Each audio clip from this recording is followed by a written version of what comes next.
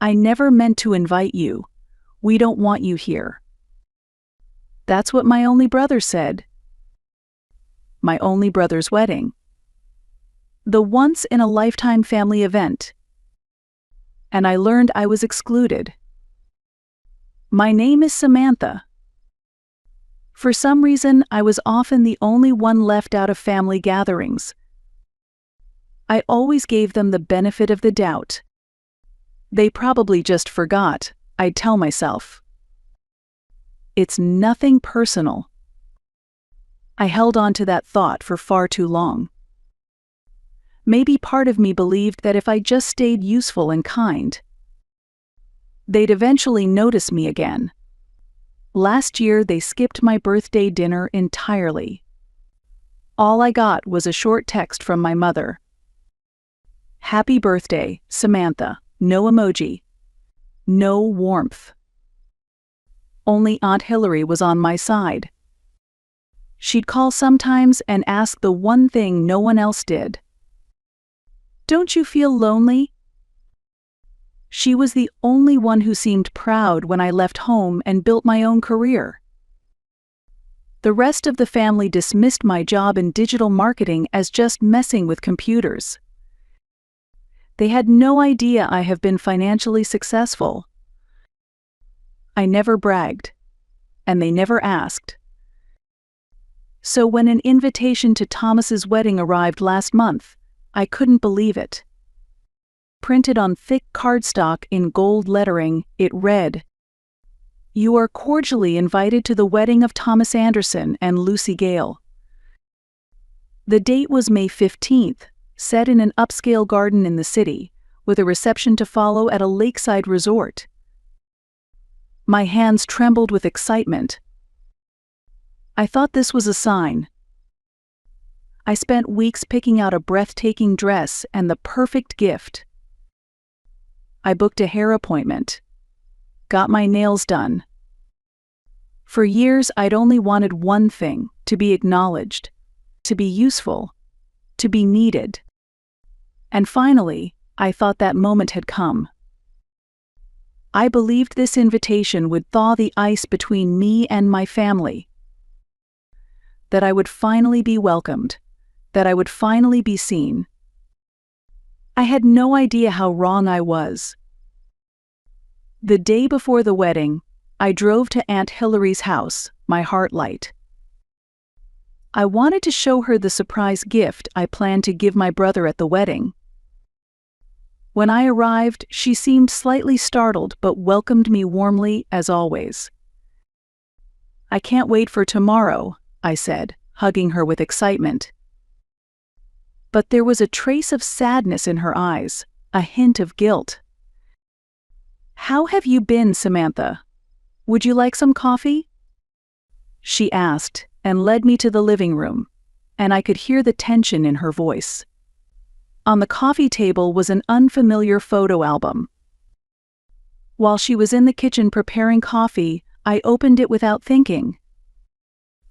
Inside were familiar faces, my entire family smiling in a beautiful garden. "Aunt Hillary, what's this from?" I asked as she came back with a coffee tray. I noticed her hands were trembling slightly. "Oh, Thomas's wedding. Last weekend," she faltered. "Samantha, I wanted to tell you. I tried to call, but I couldn't find the courage." My heart stopped. "The wedding?" She sat beside me and took my hand. "You thought it was tomorrow, didn't you?" I couldn't believe what they did either, giving you the wrong date on purpose. I protested. "I told Thomas and your parents this was cruel." My voice trembled. "But I got the invitation. I've been preparing." Anger flared in Hillary's eyes. "They excluded you intentionally. I almost didn't go because of it. But in the end, I went. And thinking of you, I feel so deeply sorry." I picked up the album again and flipped through the pages. Everyone was there. A gorgeous garden ceremony.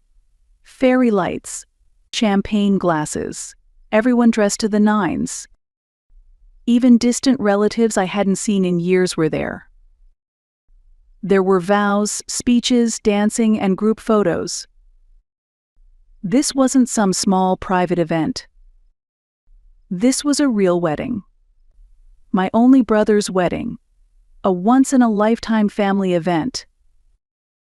My face burned and my mouth went dry like desert sand. "I need to confirm this," I said, standing up. Hillary held my hand tightly. "Samantha, wait. Before you confront them, just know you're strong. You always have been. But this was cruel. You shouldn't go alone. I'll come with you." I took a deep breath. "Thank you, Aunt Hillary. But this is something I have to do myself." She nodded. "All right. But whatever happens, I'm always on your side.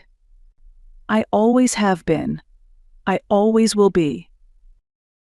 Empowered by her words, I got in my car and drove toward my parents' cottage. My mind was spinning and my heart was in chaos. Without Aunt Hillary's steady support, I don't think I could have been this strong. She was the only one who ever acknowledged how isolated I'd been in the family. The only one who sometimes raised her voice against it. When I arrived at the cottage, I saw not only my parents' car, but also a familiar black SUV in the driveway. It was Thomas's car. My hands trembled as I opened the door. Laughter drifted from the living room. There they were, my parents, my brother Thomas, and Lucy, clearly the bride, though now dressed casually instead of in white. They were laughing over a set of photos. Wedding photos. The moment I walked in, the conversation stopped. Everyone turned to look at me. For a moment, the room froze in silence. "Samantha?" My mother looked startled. "What are you doing here?" "I went to Aunt Hillary's," I said, though my voice didn't sound like mine. "She told me the wedding was last weekend."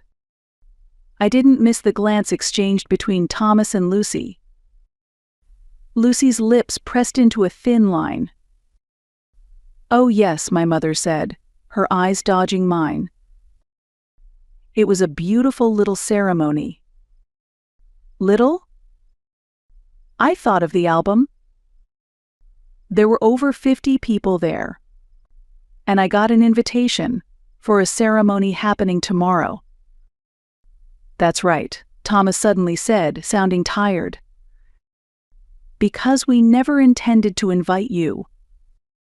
The air changed. No one stopped him. "We didn't want you ruining our wedding," he said, looking right at me. "You're always quiet, always in the background, but somehow things go wrong around you. People don't know how to act when you're there. I wanted one perfect day in my life, and that meant without you." A sharp pain pierced my chest. Every strange look, every feeling of exclusion I'd brushed aside. They all crystallized in that moment. "You felt this way for a long time?" I asked.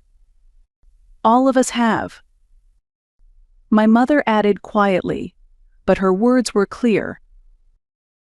"To be honest, Samantha, you've always been extra. Like a ghost that leaves no trace, but still needs looking after at family events. We just—" "Samantha, they don't mean it like that," my father cut in, rushing. "We just wanted to keep the wedding small." My mother spoke over him, calm and cold. "You're disrupting the peace we've spent years building in this family." "Peace?" I stared at her in disbelief. "By ignoring me? By cutting me out?" Thomas sighed. Let's end this conversation. We tried to avoid this. This is exactly why we didn't invite her, he said, looking at my parents as if I wasn't even there. Take the hint, he said, cold and clear. We don't want you. Time seemed to stop. No one moved. I see, I finally said. I turned on my heel and walked out of the house. Before getting into the car, I called Aunt Hillary. Thank you, Auntie, for always being in my corner. Always, Samantha, she replied softly. You are my family, and family isn't about blood. It's built on love and respect. Her words echoed in me. They gave me the strength to decide what to do next. On the drive home, I couldn't stop hearing Thomas's words. Take the hint. I replayed them over and over, like I was some oblivious intruder who refused to get the message. Despite all the signs that had been there for years, like believing I still had a place in their lives was some sort of burden. Hot tears ran down my face as I gripped the steering wheel. It wasn't missing the wedding that broke me.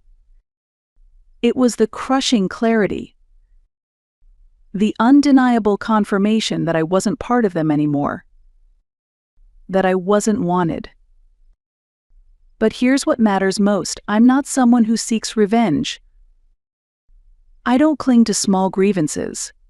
I don't want to hurt anyone. What I wanted, what I needed, was to finally let go. No more hope. No more showing up with a smile. No more offering kindness like a bargaining chip, hoping for a seat at their table. That night, I started planning. Not revenge, something more lasting. Something they would never expect. Because they never cared to know the real me. The first step was financial. The truth is, I have done well these past few years. I worked in digital marketing, not a billionaire, but very comfortable. Especially since branching into property management, I'd made some excellent investments. No one ever asked about my life, so they didn't know I now owned 3 rental properties. They didn't know I had been quietly covering my parents' expenses through anonymous grants from my LLC, the roof repairs, the plumbing issues, even the property taxes. I never needed recognition. I just wanted to support them because they were my parents. The next day, I contacted Susan Wang, my attorney. She's the sharp woman who handles my real estate investments. Once I explained the situation, she sprang into action. They've been emotionally abusing you for years, she said, jotting notes down. And now, despite being financially dependent on you, this is how they treat you. That's right, I said.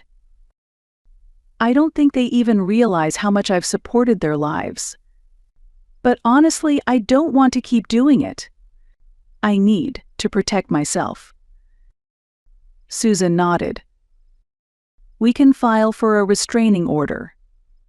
If there's evidence of emotional abuse and harassment, the court will likely grant it. Over the next few days, I gathered everything. Records of ignored invitations, screenshots from group chats, the wedding photos, and the most damning piece, the invitation to a wedding that had already happened a week before. A month later, the court approved a temporary restraining order. With Susan's help, I served legal documents to every family member. It prohibited them from coming near me physically and restricted all online contact. And one more thing. I signed papers formally ending my financial assistance for their home repairs. I froze the account. The first call came from my mother. Samantha, what is this? She cried.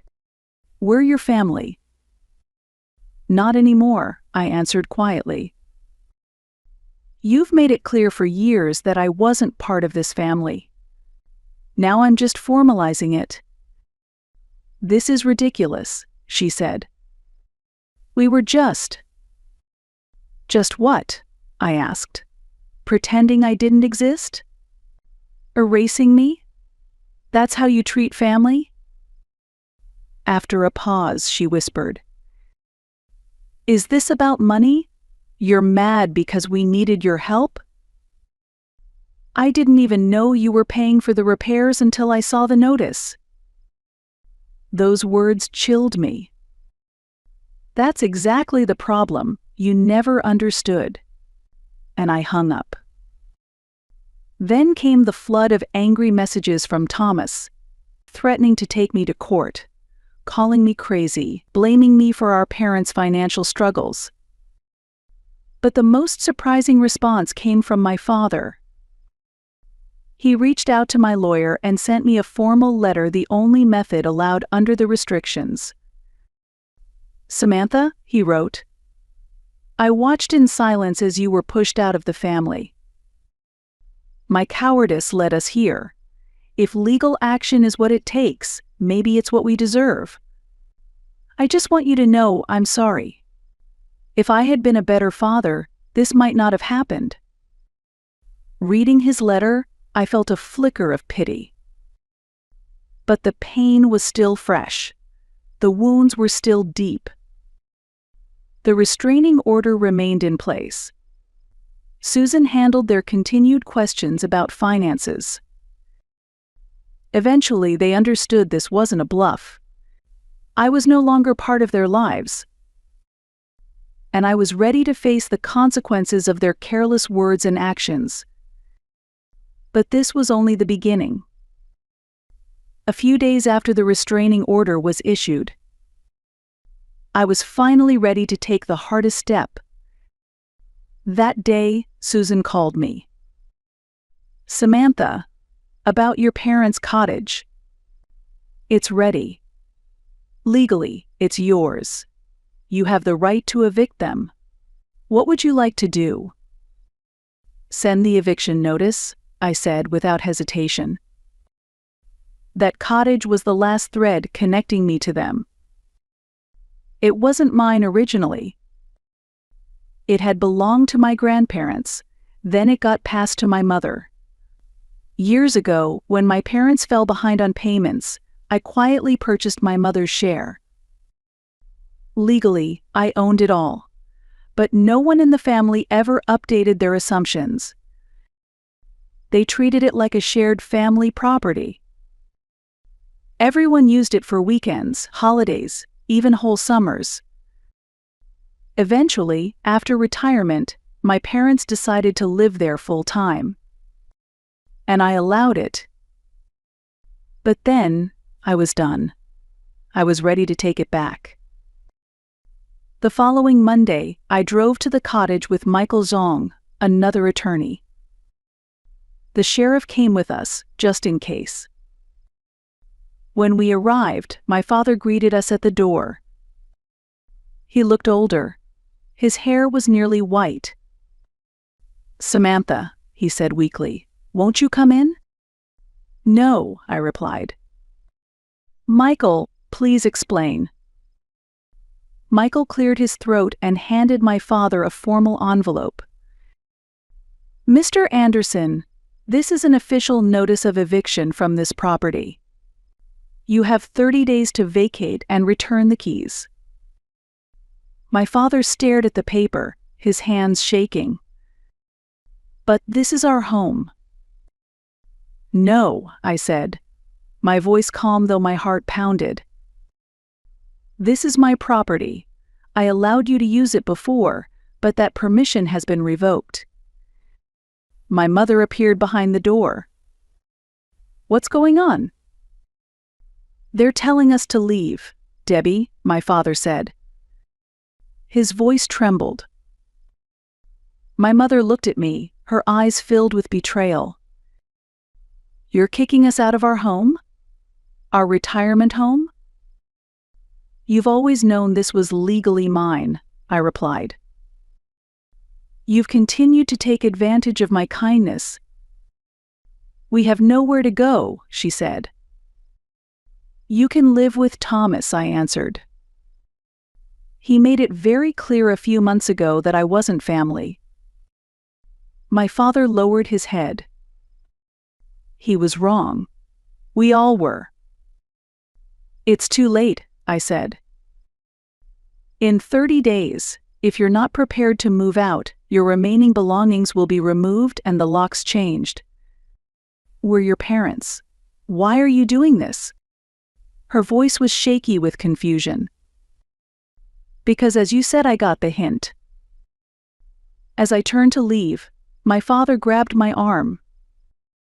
We're truly sorry, Samantha, he said, eyes welling with tears. Can't you give us one more chance? I gently pulled my arm away. You had years, you had countless chances. And I'll say it again, it's too late. That day, as I left the cottage, I felt something heavy lift from my shoulders. I no longer needed their approval. I no longer needed them to define my worth. 30 days later, they left quietly. The cottage was sold. I began a new chapter. About 3 months after evicting my parents, it happened. It was a September day, touched with the first hint of autumn. I got a call from reception at my office. Samantha, there's someone here to see you. They said their name is Anderson. My chest tightened. The restraining order was still in place, but as long as they remained in the lobby of the office building, they weren't technically violating it. I took a deep breath. I'll be down in 5 minutes. When I got to the lobby, I saw them. My parents looked older, especially my father. His shoulders were hunched. New deep lines had carved into my mother's face. They wore cheap clothes. I noticed a hole in one of my father's shoes. Samantha, my mother said, her voice soft and trembling. She took a step forward, but I instinctively stepped back. What are you doing here? I asked, keeping my voice as steady as I could. The restraining order is still valid. We know, my father said. But we needed to talk. Go through my lawyer, I said. We can't afford one, he replied. His voice was small, wounded. Samantha, we've lost everything. I looked more closely. My mother's wedding ring was gone. The heirloom watch my father had inherited from his father was missing. Had they pawned them? After we left the cottage, we rented an apartment, my father continued. But the rent was too high. Then the car broke down. We couldn't afford the repairs. My savings ran out. He trailed off. We tried staying with Thomas, my mother said. But things with him and Lucy, they're not doing well. They have problems of their own. We're living in a motel now, my father added. We can afford maybe 1 more week. After that, we don't know. Tears welled in my mother's eyes. Samantha, I know you'll help. You've always been a good girl. So caring. You've always looked out for us. Always forgotten, though, I said quietly. Can't we just put the past behind us? My mother pleaded. We're your parents. I looked out the large lobby window. The autumn sunlight painted the fallen leaves on the street gold. It would be so easy to go back, to help them, to hand over the money, to fix their problems again, like I used to. For a moment I felt the temptation. Their suffering tugged at my heart. But then I remembered Hillary's words. "Samantha, take care of yourself. If they won't treat you like family, you have no obligation to treat them like family either." "I can't help you," I said. Simple words, but they were incredibly hard to say. "But," my father began. "I'm not your bank," I cut him off. "I'm not your parent, and just like Thomas said, I'm not your family. So I don't owe you family duties." My mother started to sob. "We were wrong. I admit it. Please, just give us another chance." "There are no more chances," I said. "I'm done." I turned away from them and walked toward the elevator. My heart ached, but at the same time, I felt a strange sense of relief.